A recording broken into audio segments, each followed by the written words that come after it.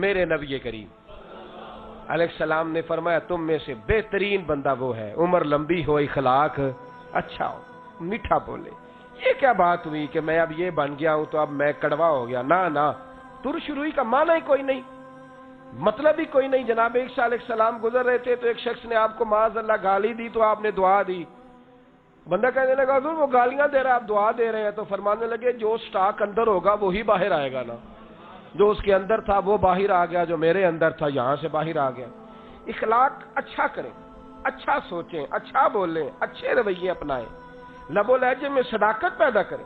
میاں یہ کیا بات ہوئی کہ آپ جناب ہر وقت آپ دکھتے ہیں کوئی قریب نہ جائے اور بلا وجہ کی آوازاری اور بلا وجہ کی پریشانی سے نکلیں.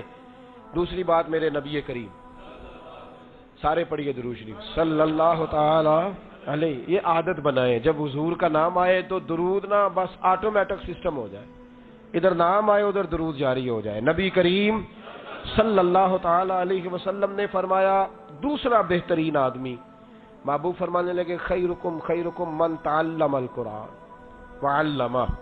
تمہیں بہترین آدمی وہ ہے جو قرآن سیکھے اور آگے سکھائے. بہترین کون ہے؟ پہلا نمبر کس کا ہے؟ پہلا سیکھنے والے کا. پہلا سبحان اللہ. کیسی شاندار بات کی، کیسی شاندار. یعنی کبھی ہم حضور کے جملوں کی ترتیب بنائیں نا تو ایک ایک حرف جو ہے وہ پوری پوری تازگی دیتا ہے. خیرکم من تعلم القرآن وعلمہ. بہترین بندہ تم میں سے وہ ہے جو قرآن سیکھے اور سکھائے. بہترین وہ ہے جو پہلے قرآن. 5% لوگوں کو قرآن پاک صحیح پڑھنا آتا ہے. کتنے؟ باقی کیا کرتے ہیں؟ بڑے بیزی رہتے ہیں، بڑے مصروف ہیں. 5% لوگ صحیح. میں اکثر مثال دیتا ہوں کہ ہمارے کبھی پٹواری کے پاس جانے کا موقع ملتا تھا نا تو وہ ایک بڑا سا نا کپڑا بچھاتا تھا، اس پہ نقشہ بنایا ہوتا تھا. اب کمپیوٹر آ گیا ہے.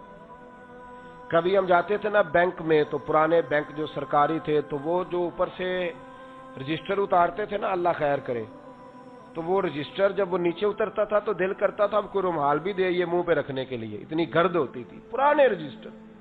پھر دفتروں میں کمپیوٹر آئے. میرا خیال ہے لوگوں نے ریزائن کر دیے کہ ہم سے سیکھے نہیں جاتے، ہم نے نہیں نوکریاں کرنی. ایسے ہی ہوا ہے. کیا ہوا ہے؟ لوگوں نے کمپیوٹر سیکھا ہے، ٹریننگ لی ہے. جس آدمی کی عمر 60 سال ہو گئی تھی اس نے بھی جا کے کہ جو سیکھا ہے یہ کیسے چلانا ہے، سیکھا ہے کہ نہیں؟ اگر 70,000 کی نوکری کے لیے یہ کام ہو سکتا ہے. اور پھر ہمارے سرکاری اسکولز کا یہ نظام تھا کہ 6ٹھی کلاس میں انگریزی پڑھائی جاتی تھی تو matric P T C teacher اکثر انگریزی پڑھنا پڑھانا نہیں جانتے تھے.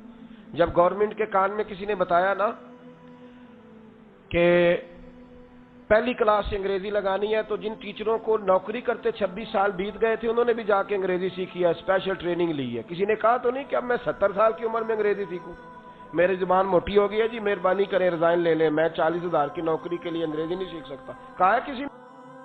اور ایک رکوع قرآن پاک کا سیدھا نہیں پڑھنا آتا. اور یہاں تو بیڑا غرق ہو گیا ہے، یہاں تو ایسے ایسے پاگل میدان میں آ گئے. ایک پیر صاحب کی میں دعا سن رہا تھا کل، ایک محفل میں تھا، بیچارے کو ربنا آتینا فی الدنیا سیدھی پڑھنی نہیں آتی، اور اس کا مرید دعویٰ کر رہا تھا کہ جناب ہو آپ کو کیا بتائیں حضرت کہاں پہنچے ہوئے. میں نے کہا وہ تو میں نے دعا سونی لی ہے، کہاں پہنچا ہے. اب مجھے یہ نہیں پتا کہ اس سے اگلا اسٹیشن اس کا کون سا ہے. بان علمو جو کرے فقیری اور کافر مرے دیوانہ ہو. تو حشر اتنا برا ہو گیا ہے، یعنی نماز نہیں پڑھا سکتا 2 رکعتاں پیر، سوال ہی نہیں پیدا ہوتا. وہ دعا نہیں مانگ سکتا. تقریر کرنے کے لیے علیحدہ مولانا رکھیں، کہتے ہیں ہمارے حضرت خطاب نہیں کرتے. میں کہوں عمدہ نہیں تا نہیں کرتا، آپ پڑھے کدھرے. ہاں آتا ہوتا تو پھر وہ معافی نہ دیتا. اس کو آتا نہیں بیچارے کو، اسے کہو کچھ یاد کرے، خدا را بس کرے. جہالت والی قومیں بھی کبھی آگے نکلتی ہیں. تو جہاں دین سکھانے والوں کا یہ اشر ہو جائے وہ آگے بات کیا بنے گی. خدا را سمجھے 5% لوگوں کو قرآن مجید صحیح پڑھنا آتا ہے. آؤ سنگیوں بات بتاؤں، کیا انداز ہے میرے رسول پاک کا اور کیا محبت ہے حضور کی قرآن پاک سے. امام فخر الدین رازی فرماتے ہیں ایک صحابی حضور کے سامنے بیٹھے، اللہ کے نبی کریم علیہ الصلوۃ والسلام نے فرمایا او میرے غلام یہ ابھی اسرائیل آئے تھے، ابھی مجھے بتا گئے کہ بس تھوڑا ٹائم رہ گیا ہے تو جانے والا ہے. وہ صحابی ذرا پریشان نہیں ہوئے، نہ بچوں کی بات نہ گھر کی بات، ہم کیوں پریشان ہو؟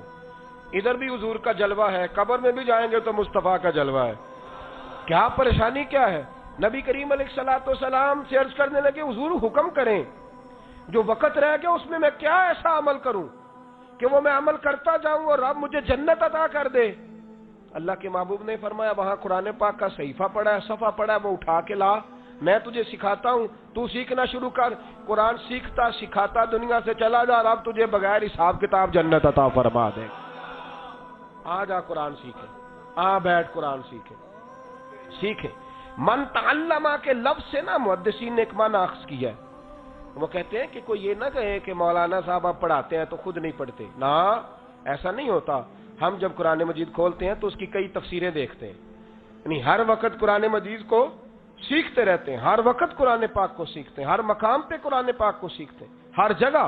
اور بڑا لطف آتا ہے جب آپ کوئی نئی تفسیر دیکھتے ہیں تو ایک نئی چیز کا ذہن میں اضافہ ہوتا ہے، اور پھر وہ جملہ مولا علی شیر خدا کا یاد آتا ہے، فرمایا کرتے تھے مجھے نبی کریم نے فرمایا تھا علی میرا قرآن کبھی پرانا نہیں ہوگا، یہ جب پڑھو گے تمہیں نئی تازگی دے گا۔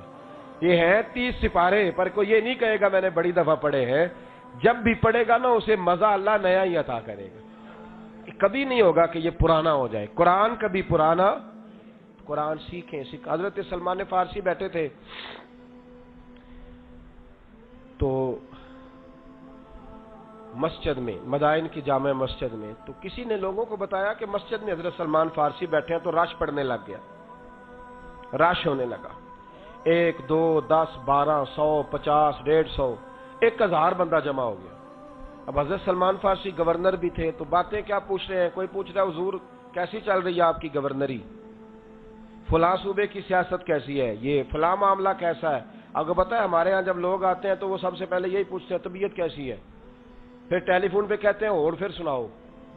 اب یہ اور پھر سناؤ، اگر جو بندہ سامنے تفسیر پڑھ رہا ہے وہ اگر کہہ دینا کہ جی آپ مہربانی کریں کوئی بات ہے تو کریں، ورنہ میں مصروف ہوں، تو فون پہ ہی کہتے ہیں جناب دیکھیں تقریر کتنی اچھی کرتے ہیں اور اخلاق اس طرح کا ہے، حالانکہ یہ نہیں پتا کہ سامنے تفسیر کھلی تھی جب آپ کا فون آیا تھا اور وہ صاحب تلاوت کر رہے تھے، وہ عالم جن کو آپ نے فون کیا، اب آپ سے اگر کہہ دیا جائے نا کہ یہ ہوڑ سناؤ چھوڑو مطلب کی بات کرو، لوگ ناراض ہو جاتے ہیں۔ حضرت جناب سلمان فارسی رضی اللہ تعالیٰ عنہ بیٹھے تھے تو گپ شپ والے لوگ جمع ہو گئے، گپ شپ والے 1 2 4 5 10 1000 کا مجمع لگ گیا، کیا حال ہے کیسے ہے، شور ہو گیا نا جی صحابی رسول بیٹھے ہیں اور گورنر بھی ہیں۔ جب مجمع زیادہ ہوا تو حضرت سلمان فارسی کہنے لگے ماشاءاللہ کافی لوگ ہو گئے، کچھ کر نہ لے، دور کیا کرنا ہے، فرمایا قرآن مجید لاؤ میں تمہیں سورہ یوسف کی تفسیر پڑھاتا ہوں، میں تمہیں سورہ یوسف کی تفسیر پڑھاتا ہوں۔ اب وہ قرآن مجید کا صحیفہ آ گیا، حضرت سلمان فارسی تفسیر پڑھانے لگے، بہت سارے لوگوں کو کام یاد آ گیا، بہت ساروں کو مشکل بن گئی، بندے رہ گئے 100 پیچھے، 900 چلے گئے۔ تو حضرت سلمان فارسی رضی اللہ تعالیٰ عنہ فرمانے لگے مجھے افسوس ہے تم پر کہ تم نے گپ شپ کی بات کی، کہانیوں کی بات کی تو 1000 جمع ہو گئے، اور جب اللہ کی کتاب کی باری آئی تو 100 بندے رہ گئے، یہ تمہارا معیار ہے؟ فرمایا 100 بندہ رہ گئے، پھر تاریخی جملہ کہا، فرمایا یاد رکھو اگر قرآن سے جڑے رہو گے تو زندگی شان والی ہوگی، موت ایمان والی ہوگی، اور قیامت کے دن قرآن سفارش کر کے تمہیں عزت کے ساتھ جنت میں داخل کرا دے گا۔ قرآن سے رشتہ بہترین ہے وہ شخص جو قرآن پڑھے اور قرآن پڑھائے، قرآن سیکھے اور قرآن۔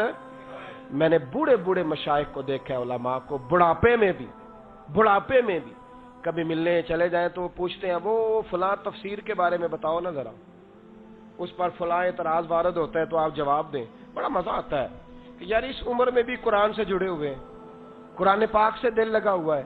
بہترین ہے وہ شخص، اپنی دلچسپی پیدا کریں، صحیح قرآن پاک پڑھنا سیکھیں، کسی قاری صاحب سے دوستی کریں، ان کو قرآن مجید سنائیں، ان سے قرآن پاک سیکھیں۔ اپنی نماز بڑی یاد ہو تو پھر یاد کر لیں ایک دفعہ، نماز جنازہ یاد ہو تو ایک دفعہ پھر یاد ہے۔ یہ مسئلہ نا میں نے شاید سینکڑوں بار بتایا ہو، اور میرا دل کرتا ہے یہ مسئلہ میں روز بتایا کروں کہ امام شافعی فرمایا کرتے تھے جب بھی باپ کا انتقال ہو جائے نا کسی کے باپ کا تو جنازہ بیٹا پڑھائے، غسل بیٹا دے۔ حضور کیوں؟ فرمایا جتنے نرم ہاتھ بیٹا لگائے گا دوسرا نہیں لگائے گا، اور جب جنازے کی دعا بیٹا مانگے گا تو وہ روئے گا، لیکن شرط یہ ہے کہ بیٹے کو جنازہ، میں آپ کو بڑی دکھ کی بات بتاؤں، بیٹوں کو جنازے نہیں آتے. باپ انتقال کر گیا اور بیٹے کو غسل دینے کا طریقہ نہیں آتا، بندہ تلاش کرتا. خدا را، میں بڑا چھوٹا تھا جب میرے ابا جی کا انتقال ہوا، تو میرے استاد بھی آئے. ابھی میں 8ویں کلاس میں پڑھتا تھا، تو ماحول اس طرح کا بن گیا تھا کہ بس کچھ سمجھ نہیں آتی تھی، کیونکہ اچانک یکدم ہی لائٹ چلی جاتی ہے اور اندھیرا گھوپ ہو جائے تو پھر تو انسان کے پیر پھسلتے ہیں. تو عجیب سی کیفیت تھی. تو جب میں وضو سے فارغ ہوا ان کی نماز جنازہ کے لیے، تو میرے استاد جی کہنے لگے پگڑی باندھ کے آ. اب کہاں ہوش رہتی ہے، کیا وقت تھا، کیا وہ مطلب زندگی کے لمحات تھے. تو میں دستار باندھ کے آیا. جب میں جنازگاہ میں پہنچا تو مجھے کہنے لگے کہ جنازہ، میں نے زندگی میں پہلا جنازہ اپنے ابا جی کا پڑھایا. مجھے کہنے لگے یہ امامت تم نے کرنی ہے. تو میں نے کہا استاد جی دعائیں بھول گئی ہیں، کوئی شے یاد نہیں آتی، ہو سکتا ہے تکبیریں آگے پیچھے ہو جائیں، اور کچھ دلچسپی بھی میری زیادہ تھی. تو آپ مجھے بتلائیں اب کرنا کیا ہے، اگر مہربانی ہو جائے کوئی بزرگ پڑھا دے. نہیں، یہ آج جنازہ آپ نہیں پڑھانا ہے. تو میں نے بہت سارے جنازے پڑھائے زندگی میں، بہت سارے جنازے. کچھ جنازوں نے بڑا مشکل کر دیا. میں جب اپنے ابا جی کی نماز جنازہ کے لیے کھڑا ہوا تھا تو شاید کوئی ایک حرف ایسا نہیں تھا کہ جس پہ 4 آنسو بھی نہ ساتھ نکلے ہوں. پھر امام شافعی کا وہ قول بار بار یاد آیا اور 1000 بار یاد آیا، خدا را اپنے بچوں کو میں کہا کرتا ہوں سب سے پہلے انہیں جنازے سکھا لو. ایسا نہ ہو کہ زمانہ دھوکہ دے جائے اور یہ بھی تمہیں دھوکے دے جائیں، ان کو جنازہ تو سکھا لو.